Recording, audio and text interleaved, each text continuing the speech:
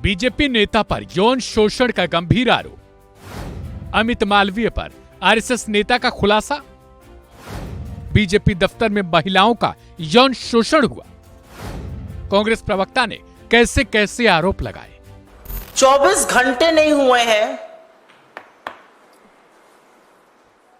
ND गठबंधन की सरकार बने, नरेंद्र मोदी को प्रधानमंत्री पद की शपथ लिए और भारतीय जनता पार्टी के लोगों के काले कारनामों ने एक बार फिर सिर शर्म से झुका दिया है। और ये जो आरोप लग रहे हैं ये हम नहीं लगा रहे हैं, ये बीजेपी के अंदर से, संघ के अंदर से उनके नेता, उनके कार्यकर्ता, उनके समर्थक लगा रहे हैं। अब जो आरोप सामने आया है उसमें बीजेपी के नेता और उनकी आईटी सेल, जिसको मैं फेक न्यूज की फैक्ट्री कहती हूं, उसके सरगना अमित मालवीय पर आरएसएस के एक नेता ने यौन शोषण का गंभीर आरोप लगाया है। संघ परिवार के नेता हैं शांतनु सिन्हा, वो बीजेपी के बंगाल के पदाधिकारी राहुल सिन्हा के भाई हैं, एबीवीपी के सदस्य रह चुके हैं, हिंदू संघ के प्रमुख हैं।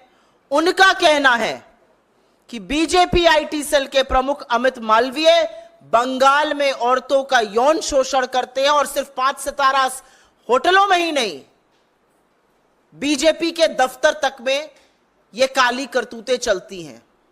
उन्होंने बंगाली में ट्वीट करके, बांग्ला में ट्वीट करके यह भी लिखा है कि बीजेपी नेताओं में होड़ लगी हुई है औरतों की आपूर्ति करने की। उनका कहना है कि ये सब लोग मिलकर, और अमित मालवीय का नाम लेकर उन्होंने कहा है, औरतों का यौन शोषण करते हैं। ये आरोप कांग्रेस पार्टी का नहीं है, ये आरोप संघ के एक व्यक्ति का है जो बीजेपी से जुड़ा हुआ है। मैं जानना चाहती हूं, बीजेपी की आईटी सेल है या दरिंदों का जमावड़ा है?